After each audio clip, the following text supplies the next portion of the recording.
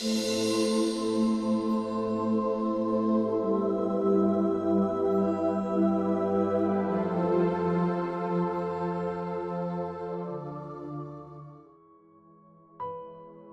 story of Saint Ignatius of Loyola. Subscribe to our channel to receive more content like this. Our story begins in the late 1400s in Spain, a time of knights, castles, and fierce battles. In the noble family of Loyola, a boy named Inigo was born.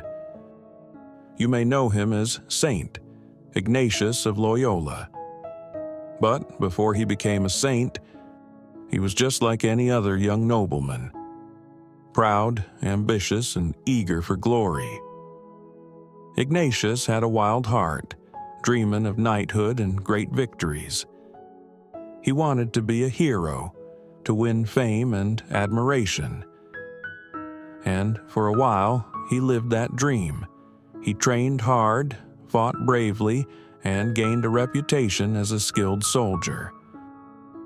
But everything changed in 1521. During a battle in the town of Pamplona, Ignatius led his men fearlessly against French forces. But then, a cannonball struck his leg. His bones shattered, and his dreams of becoming a great warrior crumbled along with them. His recovery was long and painful. While lying in bed, unable to move, he asked for books about knights and heroes to keep his mind busy. But instead, his family gave him books about the life of Jesus and the saints. With nothing else to read, he reluctantly flipped through the pages, and slowly, something changed in him. The stories of saints like St. Francis and St. Dominic stirred something deep inside him. He realized these saints were warriors too, not with swords, but with love, humility, and faith.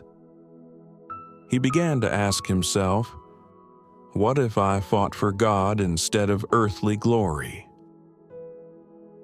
Once he recovered, he made a bold decision. He left behind his noble status, his fine clothes, and his dreams of fame. He set off on a journey, determined to dedicate his life to God. In Montserrat, he laid down his sword at the altar of the Virgin Mary. It was a symbolic moment, the end of his old life and the beginning of a new one. He spent the next year in prayer, fasting, and reflection, living in a cave near a town called Manresa. It was during this time that he developed what would become his most famous work, the Spiritual Exercises, a guide to deepening one's faith and relationship with God. These exercises would later change the lives of countless people. But Ignatius knew he needed more knowledge to serve God fully. So he went back to school, as a grown man, sitting among young students, learning Latin and theology.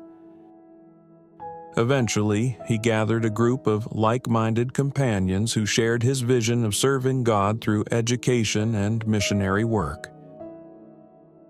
In 1540, Ignatius and his companions formed the Society of Jesus, also known as the Jesuits.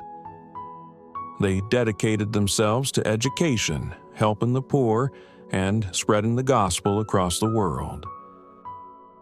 The Jesuits would go on to establish schools and missions, shaping history in ways Ignatius never could have imagined as a young soldier. Even in his later years, Ignatius continued to lead, teach, and inspire. He lived not for personal glory, but for the greater glory of God.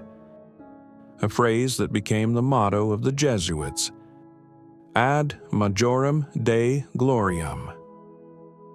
Today, St. Ignatius's legacy lives on. The Jesuits continue their mission of education and service around the world. His story teaches us that sometimes life doesn't go the way we plan, but in those moments of struggle, we can find a greater purpose. From a wounded soldier to a spiritual warrior, St. Ignatius of Loyola reminds us that true greatness is not found in power or fame, but in faith, humility, and a heart willing to serve.